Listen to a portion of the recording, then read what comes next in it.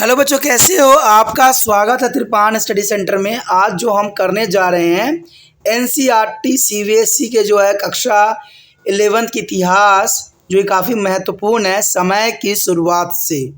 ये इतिहास का चैप्टर है, यानी एनसीईआरटी जो है हम करेंगे सीबीएसई के क्लास 11 हिस्ट्री जो है from the beginning of the time. काफ़ी महत्वपूर्ण ये चैप्टर है और इसमें हम कुछ क्वेश्चनों को जो है हिंदी इंग्लिश दोनों ही माध्यम में आपके समक्ष प्रस्तुत करेंगे और ये एग्ज़ाम व्यू से भी काफ़ी महत्वपूर्ण रहेगा।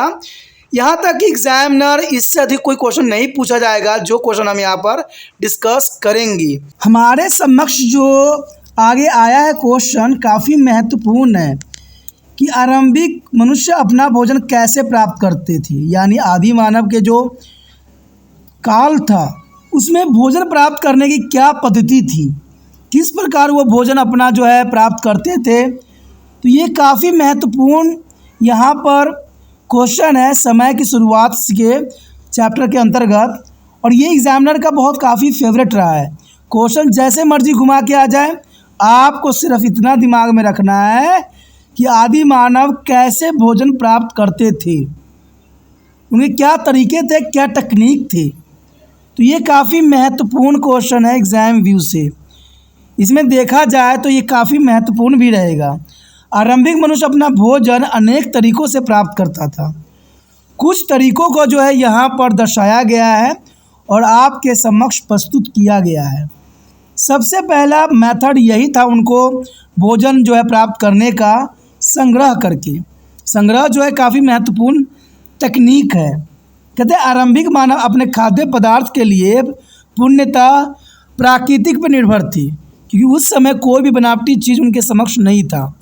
इसलिए पूरे के पूरे जो है नेचुरल सोर्स पे वो जो है निर्भर थी। वो एक चरवाहा खानाबदोश थी, यानी जहाँ उनको भोजन मिलता था वहाँ पर वो माइग्रेशन कर जाते थे, चले जाते थे।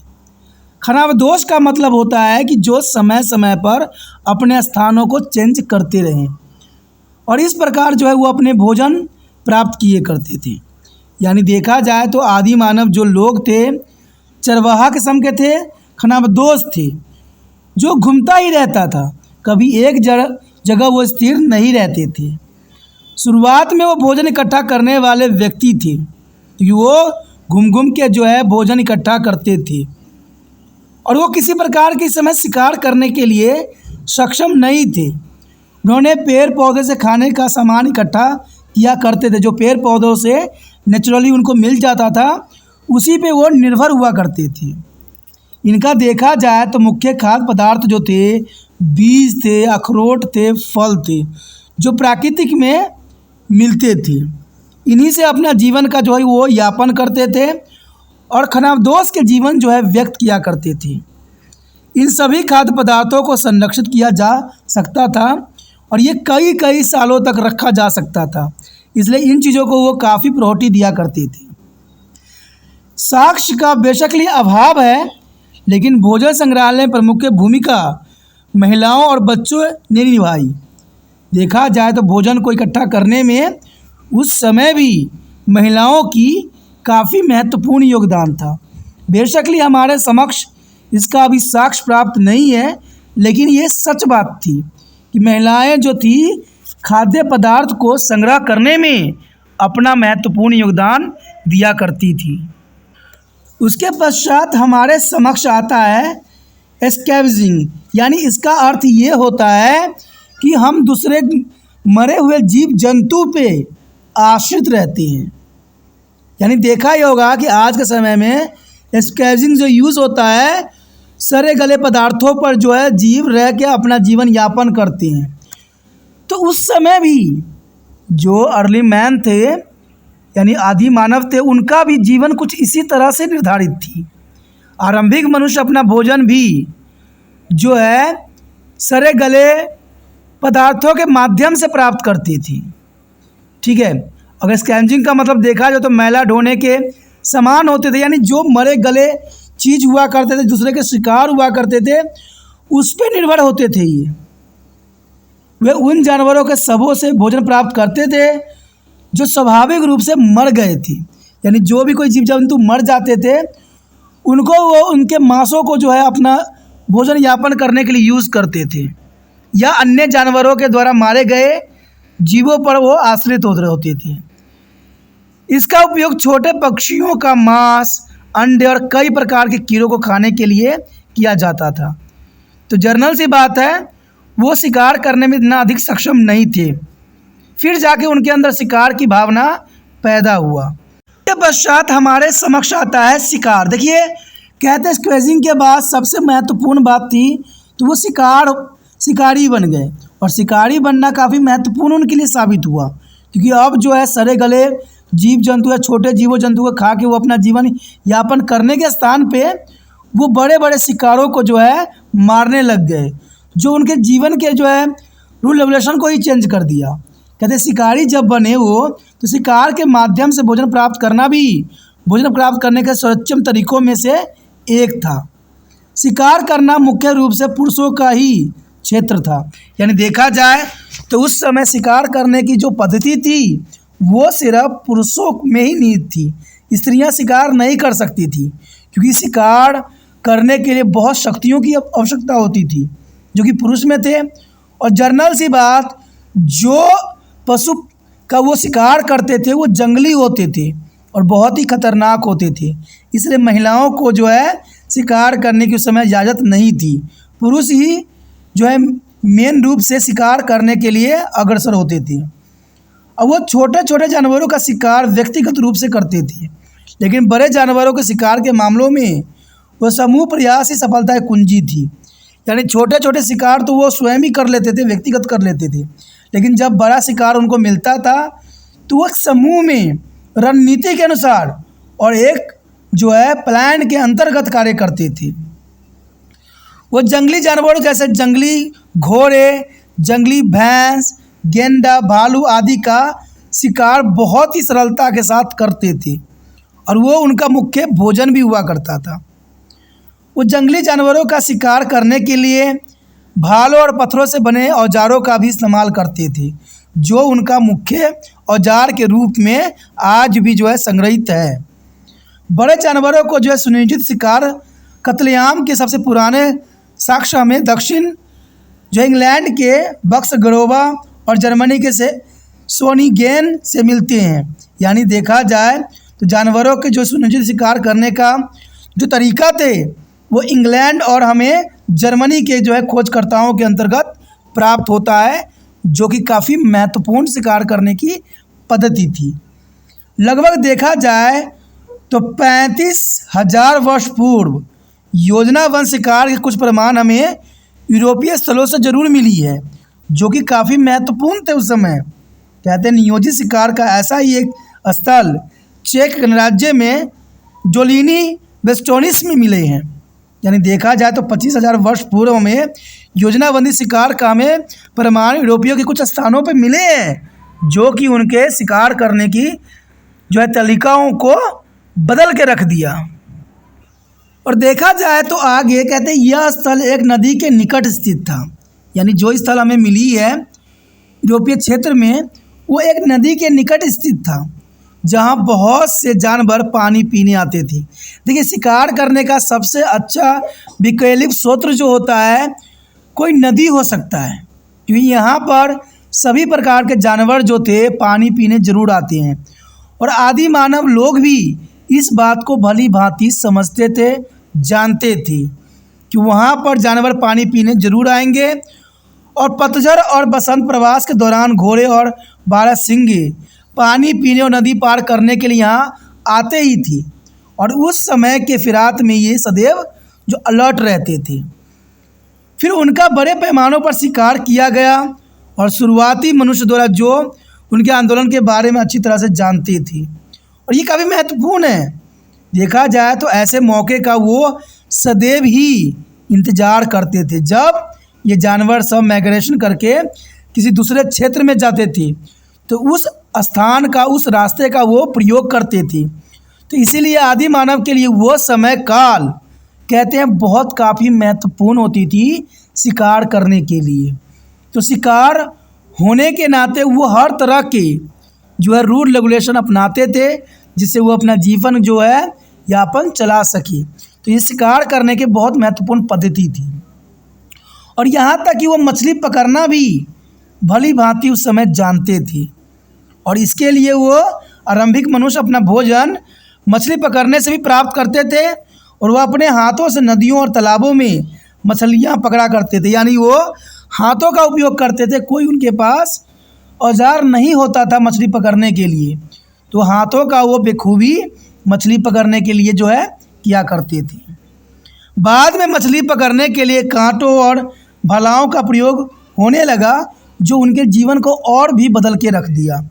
तो देखा जाए तो यहाँ पर आदि मानव जो थे समय समय के साथ अपने जीवन में तब्दीलियाँ लाया करते थे, और पुराने चीज़ों को छोड़ के नए चीज़ों को अपनाने की कोशिश किया करते थे।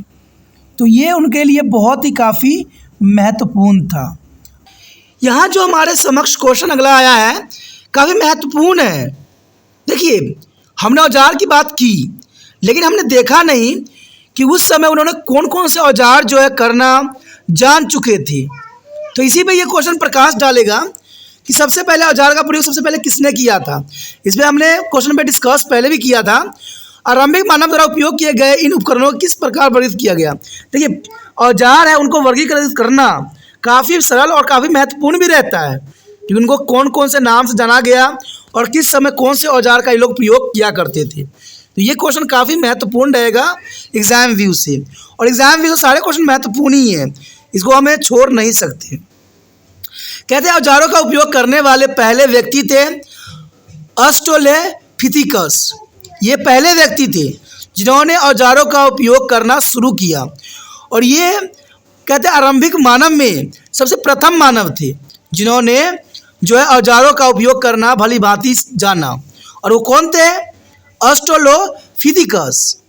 देखा जाए तो लगभग 25,000 साल पहले हमें जानवरों के शिकार के तरीकों में उल्लेखनीय सुधार के प्रमाण मिले, और ये बात साबित करते हैं कि इनके औजार काफ़ी विस्तृत थे, समझ वाले थे और ज़रूरी भी थे। इस घटना से यह स्पष्ट हो गया कि जानवरों का शिकार करने के लिए एक विशेष प्रकार के भाले का उपयोग किया जाता था।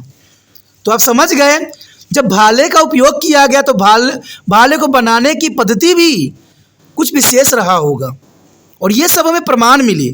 कहते हैं जब तक साक्ष्य नहीं मिलता है, कहते हैं कोई भी बात को जो है एनालाइज करना संभव नहीं होता है, क्योंकि साक्ष्य के अंतर्गत ही यहाँ पर जो है हिस्ट्री चलती है।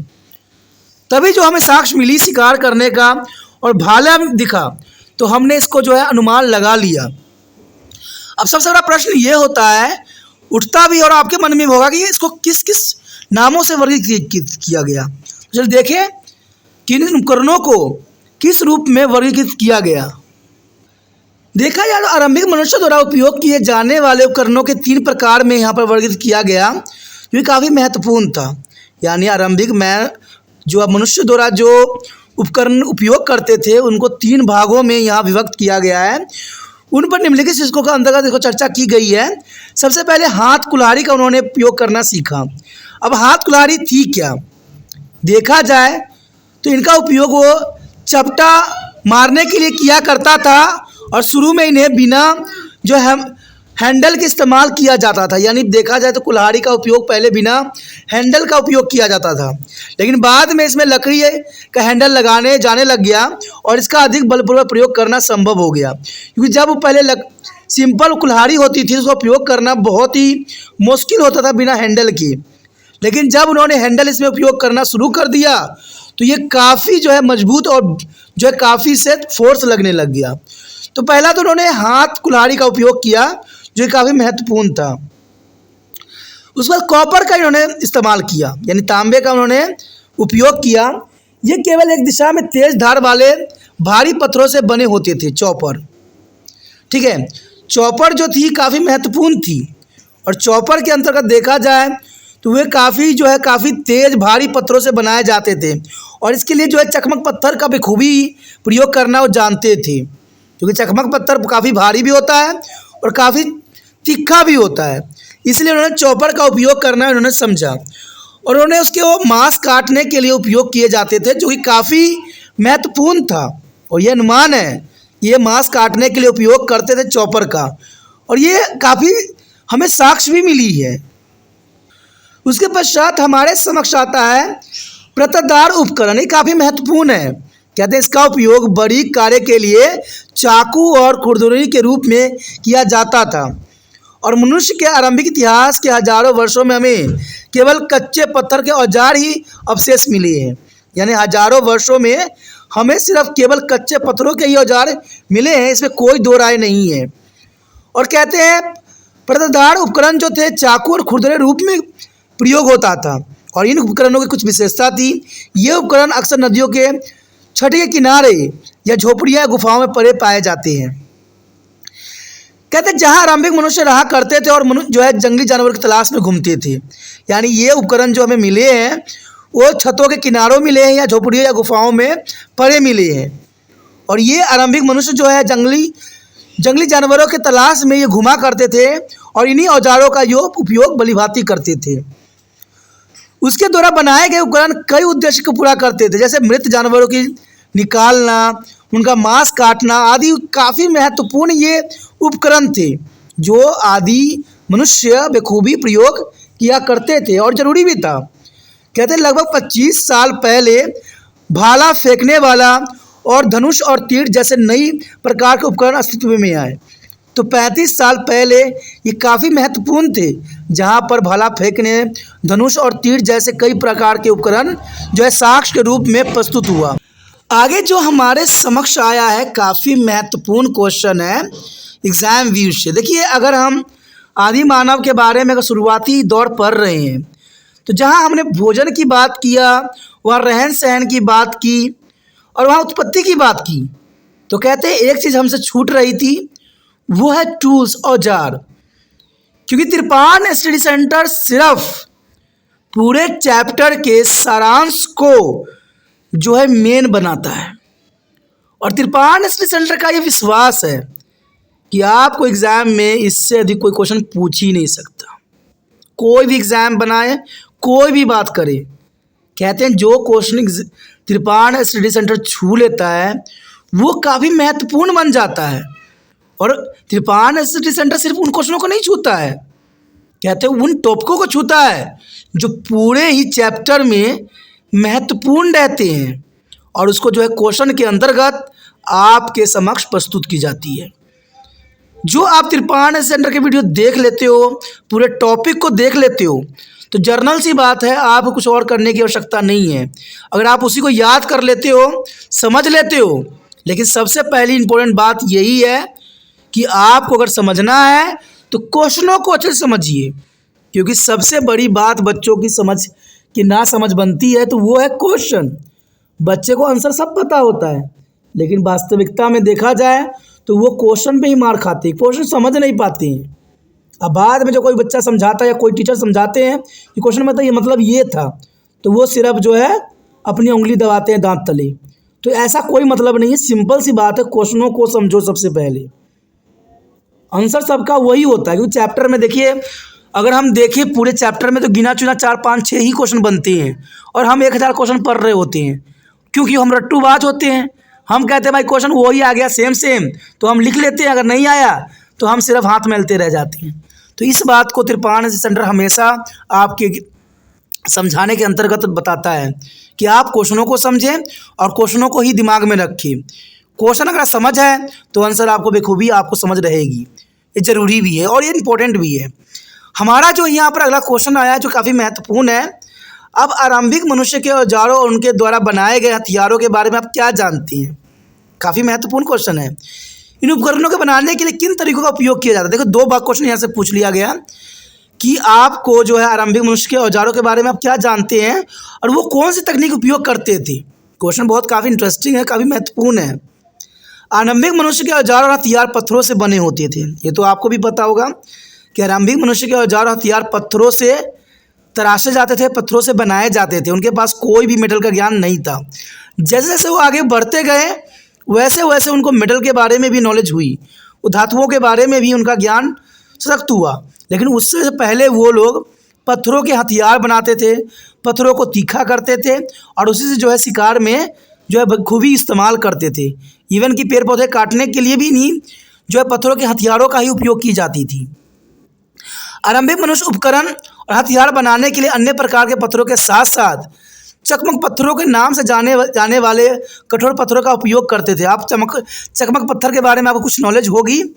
कहते हैं चकमक पत्थर को आपस में टकराते हो तो उसमें से आग चिंगारियाँ निकलती है, वही चकमक पत्थर की हम यहाँ बात कर रहे हैं। ठीक है, ये चकमक पत्थर जो है वह पत्थर था जिसका उपयोग आगे आग जलाने के लिए किया जाता था, और यह भी पाया गया कि इस प्रकार के पत्थरों को मनचाहा आकार दिया जा सकता है। तो ये पत्थरों की अपनी एक विशेषता है। देखा जाए तो ये पत्थर काफ़ी स्ट्रॉन्ग होती थी, काफ़ी ठोस होती थी, और कहते हैं ये काफ़ी आसानी से टूटती नहीं थी, जिसके कारण जो है जो आरंभिक मनुष्य थे इन पत्थरों के हथियार बनाना ही इन्होंने काफ़ी महत्वपूर्ण बात रखी।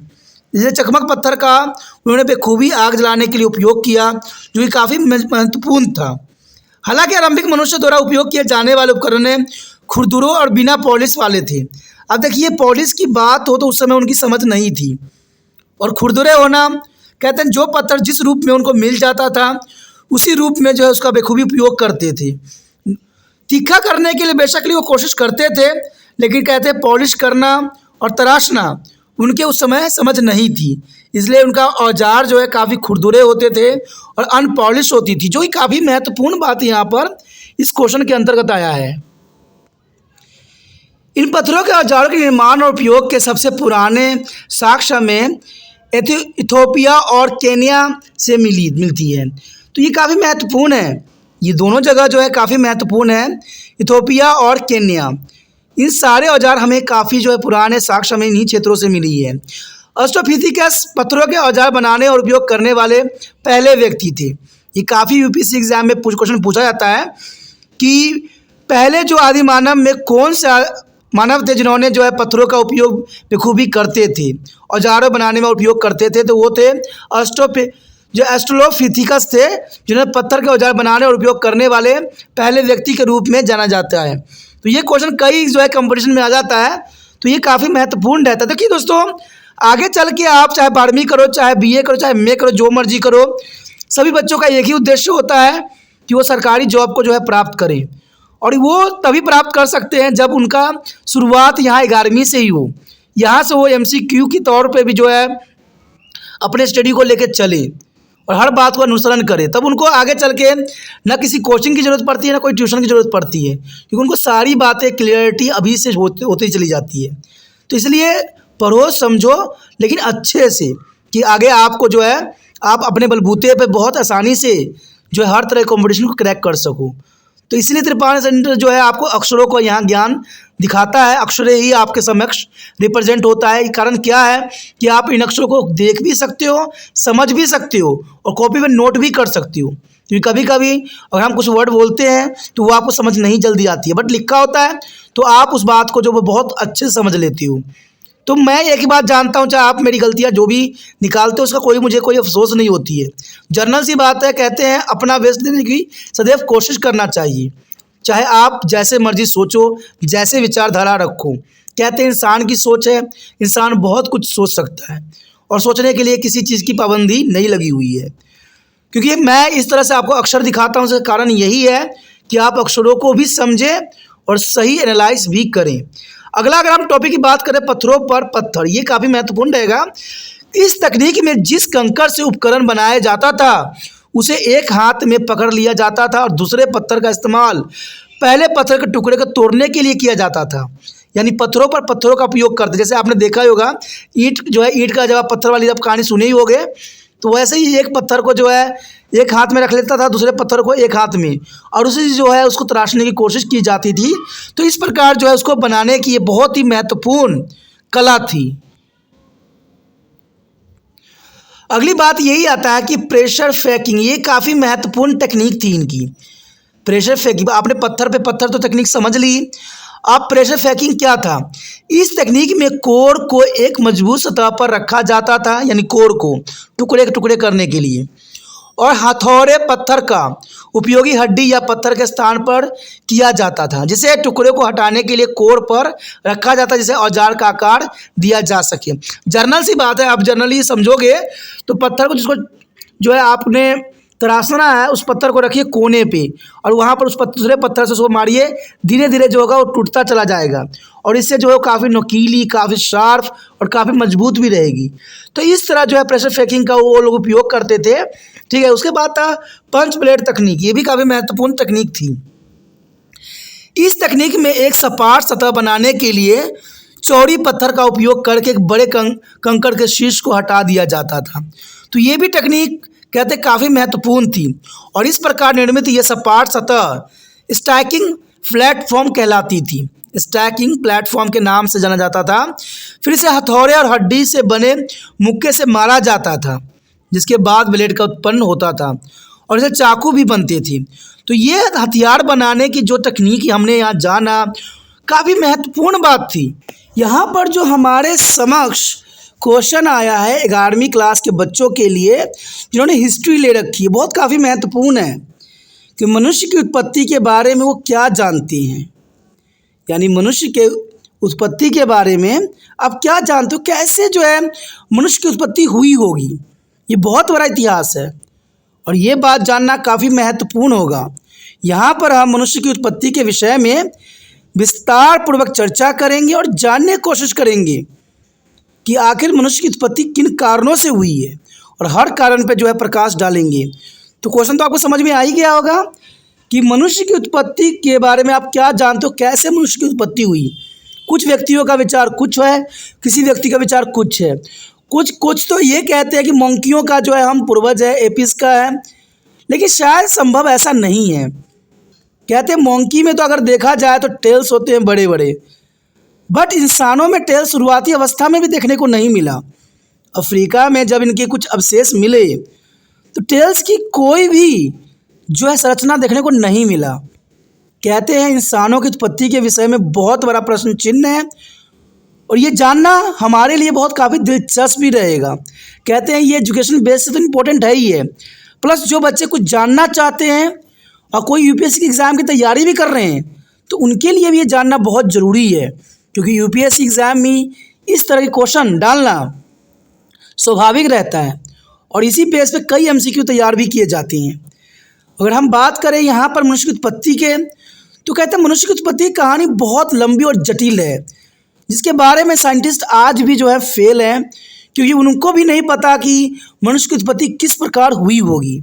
लेकिन कुछ विचारधारा है जिसको यहाँ पर प्रकट की गई है। इस संबंध में अलग अलग मत दिए गए हैं और सभी भी खोज की सिलसिला अभी भी जो है जारी है, अभी ख़त्म नहीं हुई है। और अब तक की गई नई खोजों और उत्खननों के कारण घटनाओं की संख्या जो है कालानुक्रमिक क्रम बदल गया है। आज देखा जाए तो कालानुक्रमिक क्रम जो है बदलता ही चला जा रहा है खोज के अंतर्गत।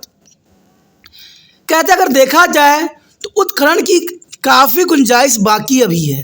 अभी हमें बहुत कुछ जानने की जो बात है, अभी बहुत गुंजाइश है कि हम बहुत कुछ जानेंगे। आरंभिक मानव आधुनिक मानव बनने की यात्रा में कई चरणों से गुजरे हैं और कई तरह की समस्याओं का सामना किया है, तब जाके जो है मनुष्य को जो है मनुष्य का रूप प्राप्त हुआ है। आरंभ से लेकर आज तक मनुष्य द्वारा की गई प्रगति की कहानी पर प्रकाश डालने पर विभिन्न चरण हमें नजर आते हैं और इस चरण के जो है विशेषताओं को जानना आपके लिए बहुत काफ़ी महत्वपूर्ण रहता है। सबसे प्रथम अगर हम देखें तो पहला जो यहाँ पर स्टेज दिखाई गई है प्राइमेटस। प्राइमेटस का जो मतलब होता है आरंभिक मानव, जो अफ्रीका और एशिया में लगभग जो है 36 से लेकर 24 MYA, इसका मतलब हुआ मिलियन ईयर अगो में अस्तित्व में आया। यानी आप समझ सकते हो कि 24 से लेकर 36 मिलियन जो है साल पहले इनकी जो है कुछ आरंभिक मनुष्य को अस्तित्व में थे और वो बंदरों जैसे, बानर जैसे और मनुष्य जैसे स्तनधारियों के एक बड़े समूह का उप समूह बनाते थे। यानी देखा जाए तो उनको एक समूह में हम वर्गीकृत नहीं कर सकते। उनके कई लक्षण थे, वो बंदरों जैसे भी थे, बानर जैसे भी हो सकते हैं और मनुष्य जैसे स्तनधारी के बड़े ही समूह को उपसमूह बनाते थे। और सबसे महत्वपूर्ण बात तो ये था कि उनके शरीर पर बाल और विभिन्न प्रकार के दांत थे। यानी आप समझ सकते हो कि आज इंसानों के बाल नहीं हैं, नज़र नहीं आते हैं, तो वो विकास के ही चरण के अंतर्गत हो सकते हैं। देखा जाए तो उनके शरीर पर बाल थे उस समय और विभिन्न प्रकार के दांत थे जो उनको जो है मांसों को खाने के लिए पर्याप्त थे। क्योंकि कहते हैं जैसे समय बदलता गया इंसान में जो है बहुत सारे बदलाव देखने को मिला। तो ये काफ़ी महत्वपूर्ण बात है। अगर अगले स्टेज की अगर हम बात करें हेमिनियोइड्स भी काफ़ी महत्वपूर्ण स्टेज था जो लगभग 24 मिलियन ईयर अगो अस्तित्व में आए। 24 मिलियन की बात बताई गई है तो ये बहुत लंबी काल अवधि है। और उनके 4 पैर उस समय हुआ करते थे, यानी जो हाथ थे वो भी वो पैरों की तरह ही इस्तेमाल करते थे और वो अपने 4 पंजों पर चलते थे। और उनके शरीर का पहला हिस्सा और टांगें काफ़ी लचीली थी लेकिन सीधे खड़े होने के चलने में असमर्थ थे। यानी देखा जाए तो 4 पैरों की तरह इस्तेमाल करते थे। 4 पैर यानी हाथ भी जो है पैरों की तरफ प्रयोग करते थे और वो खड़ा होने में सक्षम नहीं होते थे। तो इसका अर्थ यही हुआ कि आज जितने भी जीव जंतु हैं वो सारे की तरह ही इंसान का अस्तित्व भी पहले वैसा ही था। उनका शरीर बंदरों से भिन्न था क्योंकि तुलनात्मक रूप से बड़े थे और उनकी कोई पूंछ नहीं थी। देखा जाए तो कई साइंटिस्ट कई लोगों का विचारधारा है कि बंदरों से जो है इंसानों की जो है बदलाव हुई है और इंसान बने हैं। लेकिन सबसे बड़ी बात अगर तुलनात्मक रूप में हम देखें तो बंदरों में देखा जाए तो पूंछ होती है लेकिन उस समय हमें जो अवशेष मिली है उसमें पूंछ का नामो निशान तक नहीं था। तो ये बात साबित करता है कि उनके शरीर बंदरों से भिन्न था और बहुत ही बड़े हुआ करते थे। लेकिन आज भी देखा जाए तो बंदरों का शरीर बहुत छोटा होता है। तो बंदरों से तो हम तुलना करना हमारे लिए यहाँ पर पुण्य जो है गलत है। अगर आगे बात करें हेमिनियोइड्स की तो वो हेमिनियोइड्स परिवार से संबंधित थे और लगभग देखा जाए तो 5.6 वर्ष पूर्व अस्तित्व में आए, यानी 5.6 मिलियन वर्ष पूर्व अस्तित्व में आए। और उनके शुरुआती जीवाश्म की खुदाई जो लाटोटोलिस और हेडस दोनों अफ्रीका में की गई थी और इस बात को स्पष्ट प्रमाण भी है कि उनकी उत्पत्ति अफ्रीका में हुई थी और उनके जीवाश्म अफ्रीका के बाहर भी पाए गए। तो ये काफ़ी महत्वपूर्ण बात है कि देखा जाए तो मनुष्य की उत्पत्ति जो है अफ्रीका में खूबी हुई। कहते हैं अगर हम यहाँ पर उत्पत्ति के विषय में विस्तार पूर्वक जानने की कोशिश किए और काफ़ी महत्वपूर्ण बात यहाँ थी कि उनकी उत्पत्ति जो है 36 से 24 जो है मिलियन ईयर अगो हुई। और हम ये साफ क्लियर कर चुके हैं कि इनकी बंदरों की तरह कोई भी उनकी हरकतें नहीं थी। यानी देखा जाए तो बंदर तो यहाँ पर एलिमिनेट हो जाते हैं कि इंसानों की उत्पत्ति के अंतर्गत, जो ये काफ़ी महत्वपूर्ण था। और ये जीवाश्म जो हमें मिले है अफ्रीका के बाहर भी पाए गए हैं तो ये भी काफ़ी महत्वपूर्ण था। यदि अगला क्वेश्चन की बात करें तो ये अपने आप में एक महत्वपूर्ण क्वेश्चन बन जाता है। देखिए कोई भी अगर जीवन की उत्पत्ति के बारे में हम पढ़ते हैं, उनके खाने पीने की बात करते हैं, शिकार करने की बात करते हैं और इवन कि हम उसके औजारों के बारे में बात करते हैं, तो ये सारे कुछ जो होता है एक ही चीज़ पे आश्रित रहती है, वो है निवास, आवास। आखिर ये सारे बात अगर हो गई किसी व्यक्ति के बारे में तो वो रहता कहाँ था, ये काफ़ी महत्वपूर्ण क्वेश्चन है और ये काफ़ी ज़रूरी भी है। क्योंकि जब हम चैप्टर के सारांश को समझना चाहते हैं क्वेश्चन के अंतर्गत, तो इस क्वेश्चन को अगर हम छोड़ते हैं तो ये बहुत ही बड़ा नाइंसाफ़ी रहेगा। तो ये जानना आपके लिए बहुत ही काफ़ी दिलचस्प रहेगा कि आरंभिक मानव के निवास स्थानों के बारे में आप क्या जानते हैं, कैसे वो जीवन जीते थे, कैसे वो रहते थे।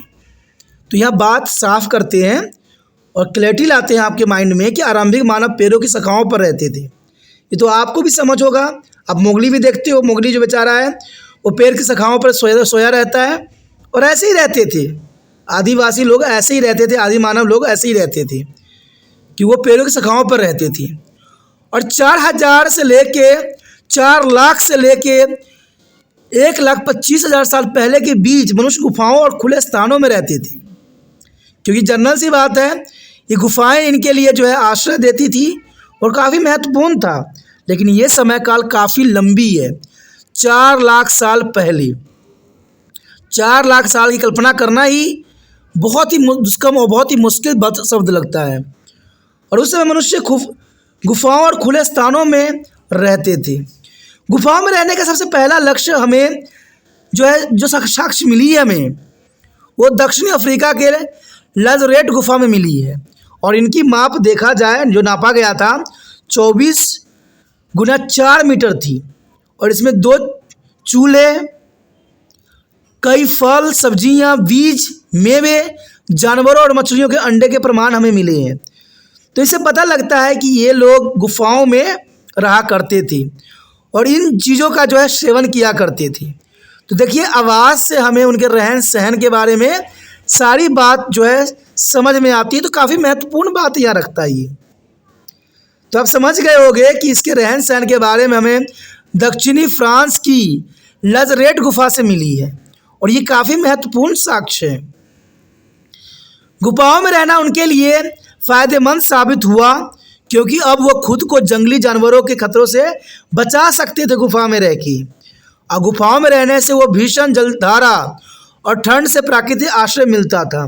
क्योंकि आपको पता ही है कि जो कैव होते हैं यानी गुफाएं होते हैं, वो काफ़ी महत्वपूर्ण होता है और इसमें हमें कई तरह के प्राकृतिक आपदाओं से हम बच जाते हैं। इवन कि जो बाहरी जानवर होते हैं उनसे भी बचना काफ़ी महत्वपूर्ण रहता है। इसलिए आरंभिक मानव भी गुफाओं का उपयोग भली भांति करते थे। शुरुआती दौर में देखा जाए तो पेड़ को शाखाओं पर रहते थे, लेकिन बाद में उनको समझ में आई गुफाओं का उन्होंने अनुसरण किया और इसका प्रमाण भी हमें लाज़रेट गुफा से मिली है, जो कि दक्षिणी फ्रांस में है। और ये काफ़ी यूपीएससी के और कई महत्वपूर्ण एग्जामों के लिए महत्वपूर्ण क्वेश्चन भी बन जाता है। आरंभिक मानव ने लगभग देखा जाए तो कहते हैं 1,25,000 वर्ष पहले झोपड़ियों में रहना स्टार्ट किया।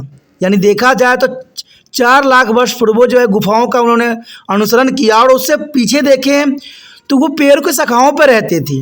लेकिन जब धीरे धीरे देखा जाए तो उनको समझ आई तो उन्होंने झोपड़ी में रहना शुरू कर दिया और निवास करना शुरू किया। और यह आरंभिक मानव की प्रगति की यात्रा में एक महत्वपूर्ण कदम साबित हुआ, क्योंकि उनको समझ में आई कि जीवन को और भी बेहतर बनाई जा सकती है। क्योंकि जैसे जैसे उनको समझ में आई, जैसे जैसे उनको सोच विचार आई, वैसे वैसे उन्होंने प्रगति करना शुरू कर दिया। आरंभिक मनुष्य द्वारा निर्मित झोपड़ी का सबसे महत्वपूर्ण साक्ष्य में दक्षिण फ्रांस के टेरा अमाटा में मिलता है और ये छप्पर से बना था और इसके छत लकड़ी से बनी थी। टेरा अमाटा में झोपड़ी का निर्माण फर्श और पत्थरों के टुकड़े बिखरे हुए हैं। तो कहते हैं ये सारे प्रमाण इस बात को साबित करता है कि आरंभिक मनुष्य धीरे धीरे प्रोग्रेस किए और काफ़ी महत्वपूर्ण ये प्रोग्रेस थी। क्योंकि जब उन्होंने झोपड़ियों में रहना सीख लिया तो एक जगह रहना उनका स्वाभाविक लक्षण बन गई। और जब एक जगह उन्होंने रहना सीख लिया तो उन्होंने कृषि करने पर भी अपना मन लगाया। तो इस तरह देखा जाए तो इनका निवास काफ़ी दिलचस्प स्टेज से गुजरा और अंत में आपने देखा कि आज इंसान बड़े बड़े बिल्डिंगों को बना रहा है और बड़े बड़े फ्लैटों में आज रह रहा है। तो जनरल सी बात है, ये बहुत बड़ी लंबी दास्तां है इंसानों का विकास का और उनके आवास का भी काफ़ी दिलचस्प बात यहाँ पर रही। दोस्तों ये टॉपिक काफ़ी महत्वपूर्ण था एग्जाम व्यू से। अगर आपको अच्छा लगा, समझ में आया, अगर आप तिरपान सेंटर का दिल से मदद करना चाहते हो तो जितना हो सके इस वीडियो को शेयर कीजिए। और शेयर करने की कुछ नहीं करना है, यूट्यूब से लिंक को कॉपी करना है और व्हाट्सएप एड्रेस पर लगा देना है। और पहली बार वीडियो देख रहे हो, पहली बार मेरे चैनल पे आए हो, जनरल सी बात है, चैनल को सब्सक्राइब कर लीजिए। कारण क्या है दोस्तों कि बाद में आप मुझसे ही क्वेश्चन करते हो कि सर ये चैप्टर कहाँ है, ये क्वेश्चन कहाँ है, ये टॉपिक कहाँ है। अगर चैनल को सब्सक्राइब करके रखिएगा तो इसमें कोई हर्ज नहीं है, आपके मोबाइल की मेमोरी नहीं ख़त्म हो जाएगा। इससे आपका ही फ़ायदा होगा कि जो भी मैं वीडियो डालूंगा +2 के अंतर्गत या 11वीं के अंतर्गत या BA MA या 8वीं 9वीं 10वीं कोई भी क्लास के अंतर्गत मैं डालूंगा, सभी वीडियो का नोटिफिकेशन आपको मिलेगा। और आपको पता है तिरपान स्टैंडर्ड 8 से लेकर MA तक के बच्चों के लिए महत्वपूर्ण है और यहाँ बोर्ड की कमी नहीं है, हर बोर्ड के बच्चों के लिए टॉपिक उपलब्ध है। तो आपको सिर्फ टॉपिक को समझना है, एनालाइज करना है और ये सब ऑप्शन आपको प्लेलिस्ट में मिलता है। सोचिए नहीं, विचार न कीजिए, तिरपान चैनल को सब्सक्राइब करके अपने मोबाइल में सेव कीजिए।